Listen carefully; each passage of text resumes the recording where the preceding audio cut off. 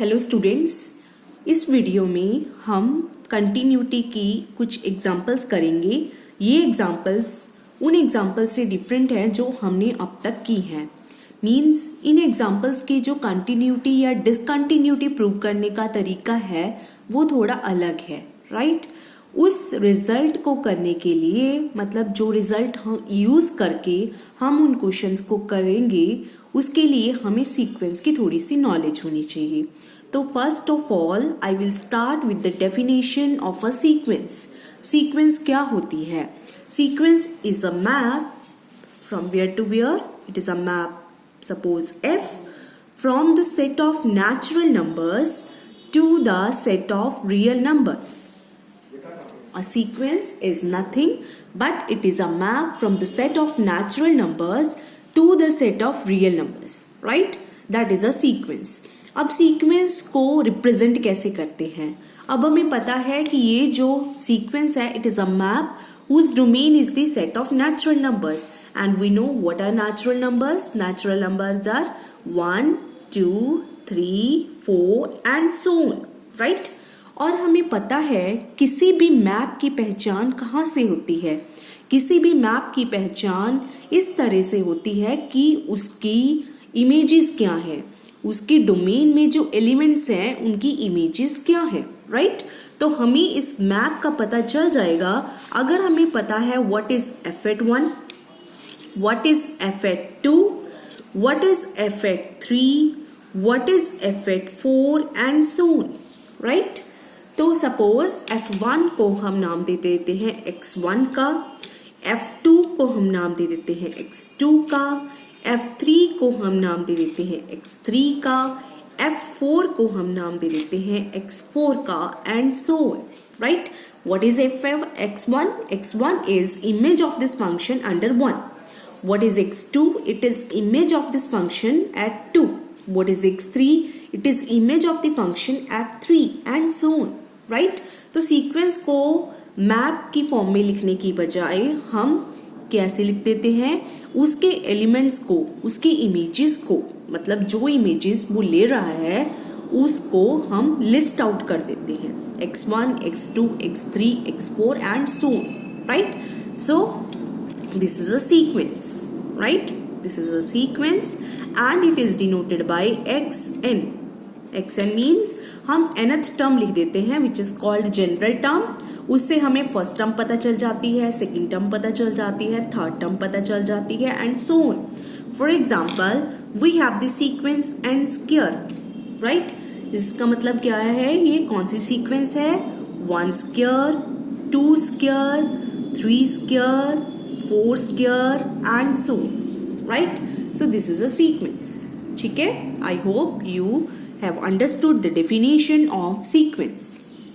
Now, convergence of a sequence.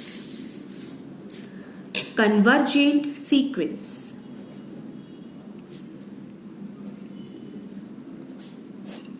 Convergent sequence क्या होती है?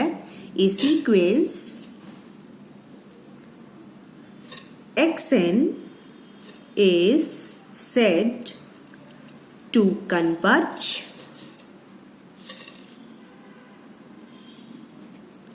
to a real number L. हम कब कहते हैं कि ये जो सीक्वेंस है ये सीक्वेंस इस रियल नंबर L को कन्वर्ज कर रही है? कब? If for given epsilon positive there exist a natural number n. किसी भी एप्सिलॉन पॉजिटिव के लिए हमें एक नेचुरल नंबर मिल जाए या हम कह दें कि एक स्टेज मिल जाए, कि क्या हो जाए कि इस स्टेज के बाद difference between the sequence terms of the sequence and L किससे छोटी हो जाए? एप्सिलॉन से. किस स्टेज के बाद? देयर एग्जिस्ट कैपिटल N लीजिए, right? For all n greater than और इक्वल टू n, राइट? किसी भी एप्सिलॉन पॉजिटिव के लिए हमें एक स्टेज मिल जाए या एक नेचुरल नंबर मिल जाए ताकि हम ये कह सके कि इस स्टेज के बाद सीक्वेंस की सारी टर्म्स का एल से डिस्टेंस किससे छोटा हो जाना चाहिए, एप्सिलॉन से छोटा हो जाना चाहिए. This should happen for all epsilon positive. For every epsilon positive, we should have some stage such that after that stage we can say कि sequence की सारे एलिमेंट्स का L से डिस्टेंस किससे छोटा हो जाए, एप्सिलॉन से छोटा हो जाए. Right. So we should have this stage for every epsilon. अगर किसी एक भी एप्सिलॉन के लिए we don't have some stage, then we say that sequence cannot converge to L. Right. तो अब सीक्वेंस के ये डेफिनेशन हम ज़्यादा यूज़ नहीं करेंगे, बट फिर भी मैंने आपको ये बता दी है कि कन्वर्जेंस का मीनिंग क्या होता है. सीक्वेंस की कन्वर्जेंस का जो डिटेल में है वो आपको अगले सेम में होगा. राइट. जिसमें सीक्वेंस और सीरीज का आपका अलग पेपर होगा. राइट. उसमें ये चीज़ें हम बहुत डिटेल में करेंगे, बट हमारे रिजल्ट के लिए बस हमें सिर्फ इतना ही पता होना चाहिए कि कन्वर्जेंस का मीनिंग क्या है. Right. Now there is a result which we will do without proof. इसका हम प्रूफ नहीं करेंगे. ये रिजल्ट क्या कहता है, ये रिजल्ट कहता है कि a sequence a function f which is defined on an interval I is said to be continuous at a point A in I if what happens. आप 20 मिनट वेट कर लेंगे, मेरा लेक्चर चल रहा है, बीच में कंटिन्यू. ठीक है. Is said to be continuous at point A if for every sequence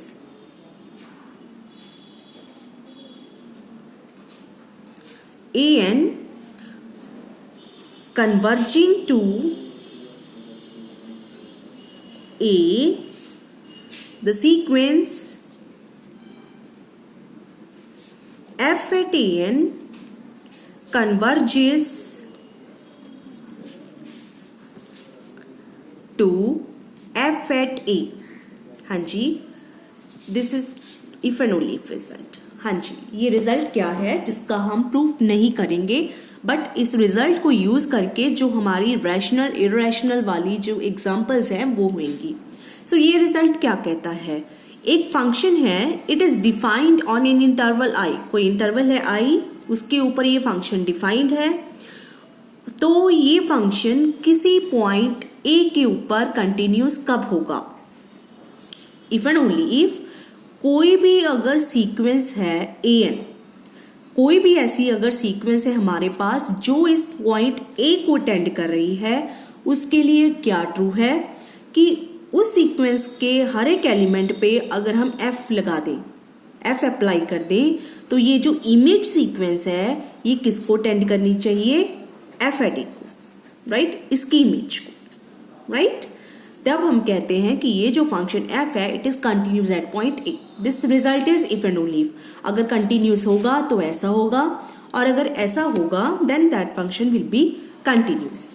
means अब ये जो रिजल्ट है हम उल्टे तरीके में यूज करेंगे. मीन्स जब हमने ये प्रूव करना होगा कि some function is not continuous at a point A. कैसे? उस केस में हम क्या करेंगे, हम एक सीक्वेंस क्रिएट करेंगे जो उस पॉइंट को तो कन्वर्ज कर रही होगी. राइट. जहां पे हमने ये प्रूव करना होगा कि फंक्शन कंटिन्यूस नहीं है, बट जो इमेज सीक्वेंस होगी एफ एट ए एन वो किसको टेंड नहीं करेगी, एफ एट ए को. तो इस रिजल्ट को हम नेगेटिव वे में यूज करेंगे ये प्रूव करने के लिए कि फंक्शन कंटिन्यूस नहीं है. राइट. हम एक सीक्वेंस क्रिएट करेंगे, राइट, जो ए को कन्वर्ज करेगी, बट जो इमेज सीक्वेंस है वो एफ एट ए को कन्वर्ज नहीं करेगी. Then we will declare that the function f is not continuous at point a. Okay. Right. तो हम क्वेश्चंस करते हैं जहां पे हम ये रिजल्ट लगाएंगे. जब हम ये रिजल्ट बार बार लगाएंगे तो आपको ये रिजल्ट क्लियर हो जाएगा. इसका हमने प्रूफ नहीं करना, we are to do only result, right? Result करना है, हमने इसका प्रूफ नहीं करना, बट इस रिजल्ट को यूज करके आपको एग्जाम्पल आ सकती है एग्जाम में, राइट? हाँ जी. So what is example number 10 in your book? It says, let f be a function defined by f at x it is equal to 1 if x is rational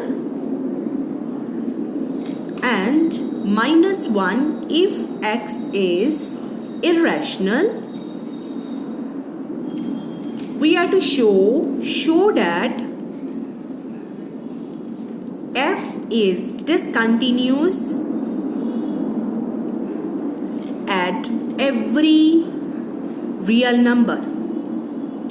हाँ जी, एक function है हमारे पास, उसकी definition क्या है कि इसकी वैल्यू 1 के बराबर है अगर x रैशनल नंबर है और इसकी वैल्यू -1 के बराबर है अगर x इररेशनल है, राइट? तो इस फंक्शन के लिए हमें ये शो करना है that this function is discontinuous at every real number. Okay, so we will use this result to prove the discontinuity at every real number, right? ये जो इस तरह के क्वेश्चंस हैं रैशनल इररेशनल वाले, इनकी डिसकंटिन्यूटी हमने यही रिजल्ट से प्रूव करनी है एग्जाम में सॉल्यूशन, राइट? सो हमने प्रूव करना है कि function is discontinuous at every real number. So let a be any real number. We are to prove f is discontinuous at this real number. तो सब जगह डिसकंटिन्यूअस हो जाएगा, राइट? अब अगर a कोई रियल नंबर है तो या तो a रैशनल हो सकता है या a क्या हो सकता है, इररेशनल. ठीक है, दो ही पॉसिबिलिटी है किसी रियल नंबर के लिए, या तो कोई रियल नंबर रैशनल होता है या वो इररेशनल होता है. So case 1, let a be rational number. इस एग्जाम्पल में जो जो रिजल्ट यूज कर होंगे मैं उसको साथ में स्टेट करती जाऊंगी, राइट? जिनके प्रूफ शायद आप अगले सेम में करोगे, राइट? हाँ जी. So let a be any rational number. Now what is the definition of the function? Function की डेफिनेशन क्या है कि रैशनल नंबर पे इसकी वैल्यू 1 है और इररेशनल नंबर पे इसकी वैल्यू क्या है, -1, राइट? हाँ जी. अगर a रैशनल नंबर है, what will be f at a? It will be equal to 1. ठीक है. नाउ हाँ जी, a is any rational number. We are to use that result to prove the discontinuity of f at this point a, right? Means we will exhibit a sequence an, right?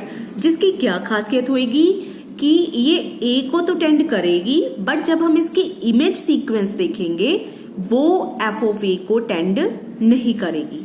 If we are able to create such a sequence, then we will declare that f is discontinuous at point a, right? तब हम ये declare कर देंगे. हाँ जी. अब now you consider this interval a minus 1 by n to a plus 1 by n. ठीक है, where what is n? N is a natural number, right? There is a result that every interval contains infinitely many rationals and irrational numbers. किसी भी interval में बहुत सारे rational numbers होते हैं और बहुत सारे इररेशनल नंबर्स होते हैं. So here we have an interval. So इस इंटरवल में भी हमें बहुत सारे रैशनल और बहुत सारे इररेशनल मिलेंगे. Choose one irrational number. Let a and b that irrational number. ठीक है, मतलब क्या है, पहले मैंने कंसिडर किया इंटरवल a-1 to a+1 जब n को 1 पुट किया. ठीक है, तो ये इंटरवल है, इसमें बहुत सारे इररेशनल पड़े हैं. मैंने एक चूज कर लिया और उसको मैंने नाम दिया a1 का, राइट? फिर मैंने इंटरवल कंसिडर किया a-1/2 to a+1/2, n को वैल्यू 2 दी. अब ये भी एक इंटरवल है, इस इंटरवल में बहुत सारे इरेशनल्स पड़े हैं, मैंने एक चूज कर लिया और उसको मैंने नाम दे दिया A2 का, राइट। फिर मैंने इंटरवल कंसीडर किया A-1/3 to A+1/3. This is an interval. This contains so many irrational numbers. I am choosing one of them and name it as A3. So in this way, I have a sequence of irrational numbers, right? मेरे पास A1 भी एक irrational है जो इस interval में है, A2 भी एक irrational है जो इस इंटरवल में लाई करता है, A3 भी एक irrational है जो इस इंटरवल में लाई करता है, राइट। सो इसको मैं जनरल फॉर्म में ऐसे लिख रही हूं that I am choosing an in this interval, ठीक है। ये मैंने आपको समझा दिया है ये क्या है। So I in this way I will have a sequence an, right, a sequence of irrational numbers, ठीक है। अब इस सीक्वेंस की जो मैंने क्रिएट की है irrational numbers की, इसकी खासियत क्या है। an है इस इंटरवल में, ठीक है, तो an is lying in between A+1/n and A-1/n, right? It means an minus a is lying in between 1/n and -1/n. It means mod of an minus a is less than or equal to 1/n. And this approaches to 0 as n tends to infinity. That means an minus a का जो modulus है that approaches to 0 as n tends to infinity, right? It means an minus a जो sequence है वो किसको tend कर रही है, 0 को, as n approaches to infinity. That means an sequence किसको अप्रोच करेगी, a को। प्लस ए दोनों साइड कर दीजिए, as n tends to infinity. So we have a sequence of irrational numbers जो किसको टेंड कर रही है, a को, right? अब अगर an irrational है for all n, what is f at an? By definition of f, irrational पे value है -1, right? So we have the sequence f an equal to -1 for all n. अब हमें पता है कि कोई भी कांस्टेंट सीक्वेंस होती है C C C C C, कोई कांस्टेंट सीक्वेंस अगर है that tends to that constant, ठीक है। तो यहाँ पे हमारे पास जो सीक्वेंस FAN है वो किसके बराबर है, -1 के for all n. So this is the sequence -1 -1 -1 and so on. So this will tend to -1, right? So f of an जो सीक्वेंस है वो किसको टेंड कर रही है, -1 को। But what is f at a?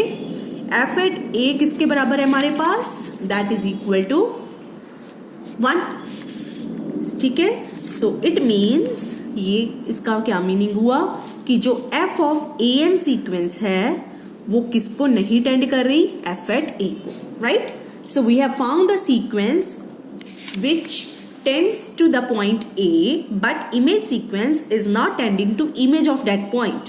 So by that result, which we are doing without proof, the sequence f cannot be continuous at point a, right? ठीक है। So ये केस था when a is a rational number. Similarly, you will consider the case number 2 where a will be irrational. ठीक है। तो इस case में क्या डिफरेंस आ जाएगा, a पे वैल्यू क्या हो जाएगी, -1 के बराबर, बिकॉज a क्या होगा, irrational, ठीक है। नाउ आप क्या करोगे, you will consider the same interval but in this case you will choose an irrational number, ठीक है, क्योंकि किसी भी इंटरवल में बहुत सारे इरेशनल पड़े होते हैं।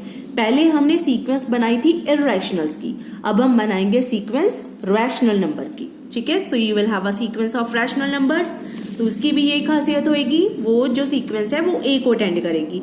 But in this case f at an क्या होगा, it will be equal to +1 because an जो सीक्वेंस अब हमने क्रिएट की है it is a sequence of rational numbers. Now this is the sequence +1 +1 +1, so it will tend to +1, ठीक है। So f at an जो सीक्वेंस है वो किसको टेंड कर रही है, +1 को। But what is f at a, it is equal to -1, ठीक है। सो f of an जो सीक्वेंस है वो किसको टेंड नहीं कर रही, f at a को, ठीक है। So by that result the sequence the function f is discontinuous at point a where a is irrational. ठीक है, सो केस 1 में हो गया कि जब ए रैशनल है then function is discontinuous. Case 2 हो गया जब ए इररेशनल है still the function is discontinuous. So किसी भी रैशनल पे भी डिसकंटिन्यूस है, किसी भी इररेशनल पे ये डिसकंटिन्यूस है। It means the function is discontinuous at all real numbers. Okay, so ये जो क्वेश्चंस हैं ये सारे के सारे ऐसे ही होंगे। इसके साथ ही है आपकी एग्जाम्पल नंबर 11, ये भी ऐसे ही है। उसके बाद एक्सरसाइज 1.1 का क्वेश्चन नंबर 13 एंड 14 ये भी ऐसे ही है। ये सारे के सारे क्वेश्चंस इसी रिजल्ट से प्रूव होंगे, right. So you are to do all of them and the remaining example. Okay, अगर कोई भी चीज नहीं क्लियर होती तो प्लीज आप मुझे अगले लेक्चर में पूछ सकते हैं। Thank you.